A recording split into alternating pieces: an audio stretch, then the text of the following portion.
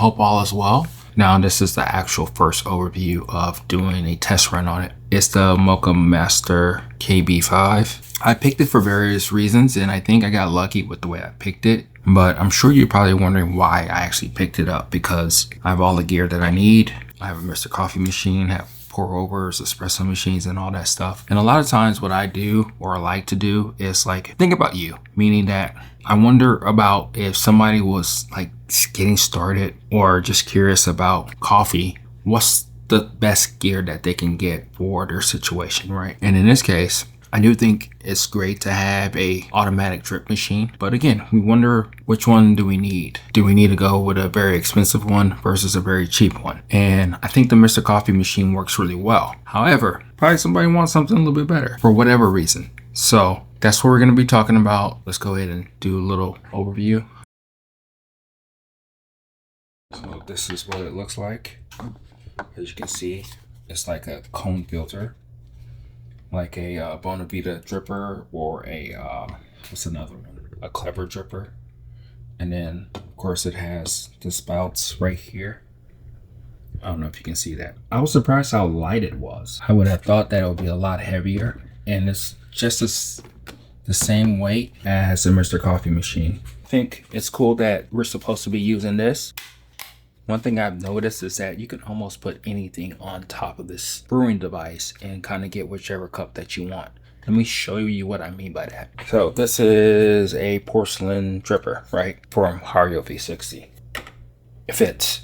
This is the Mugen dripper. It fits. This is the April brewer. It fits. You can almost put any dripper on here beyond the home filter, and you can brew your cup of coffee with it if you want to.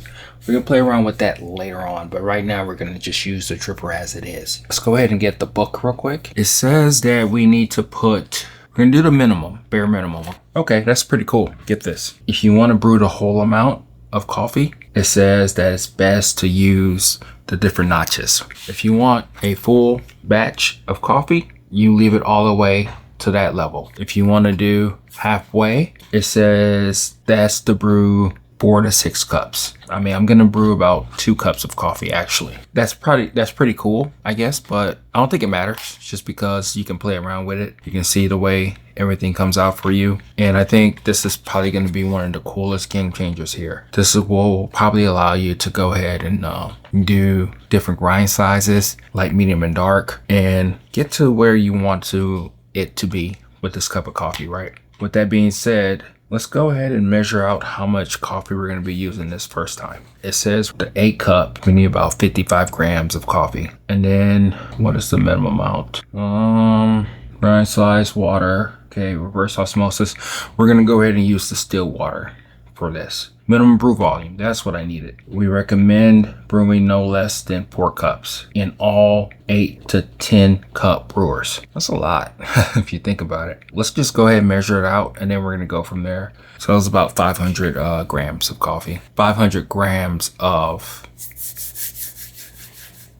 water. So this is 500 grams of water. We're gonna see what line it goes up to. 2.5, something like that.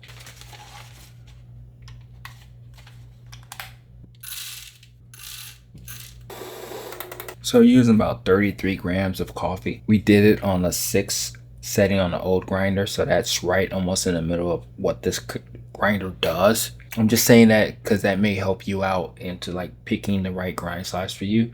Or you can just use ground coffee. From my experience, we'll see about this particular brewer, is that you're gonna have to go a little bit finer than you're more comfortable with. It's just literally just dripping out. There's no bloom, there's no pulsing, nothing like that. Yes, you can play around with that, which we probably will, because we close it up all the way.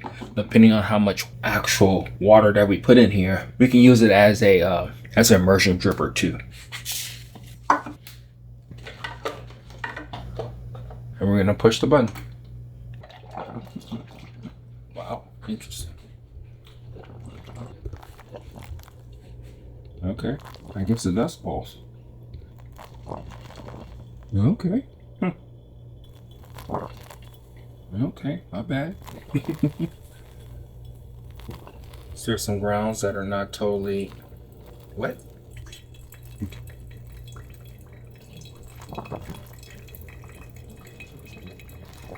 Guess we can turn it, but I mean, again, at the end of the day, this is an automatic drip machine. We're not trying to play around with it that way at all.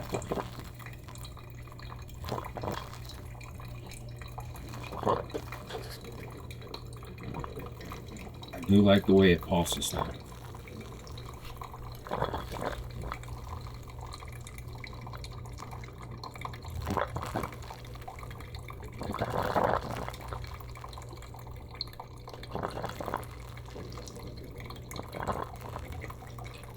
So it's probably best if I keep it this way because you'll get a little bit longer grow.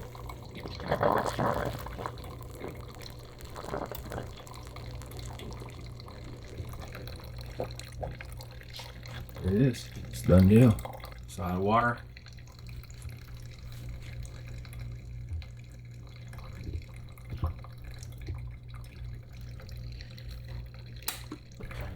So it has a couple issues as it pertains to actually making sure all the grounds are there, but it is what it is. We'll figure that out later as it continues to drip out, and then we're just gonna taste this coffee. Go. We can go ahead and do a TDS, but let's not worry about that right now.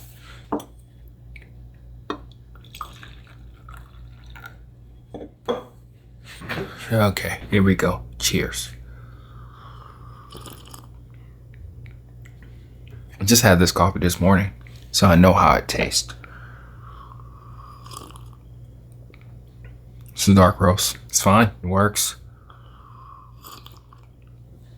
Extremely hot, but you can drink it immediately, that's what you want, right?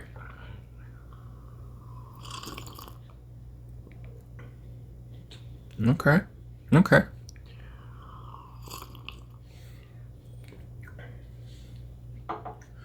It's tasty, even though I wouldn't have probably done a couple things as you saw there, but it works. It's something that is, for the most part, is automatic. I would say that you'll probably want to turn it longitudinal because the way the nozzle is, it's like this. So if you, depending on the way you do your bed, you know, probably will get a little bit more depending on the situation, depending on your grind size, depending on whatever you want to do. But you saw that we left it open all the way. So I think you can play around with a lot of those things as you brew your cup of coffee. You can treat it as an immersion brew. Again, the biggest thing, the biggest takeaway, the things that I'm trying to learn and also get back to you is that, hey, can we just use something that's automatic? Then it produces a great cup of coffee, or I like to say a good cup of coffee. Then that's all we really want more than anything. And it's consistent, it works. So we're gonna be playing around with it a lot more.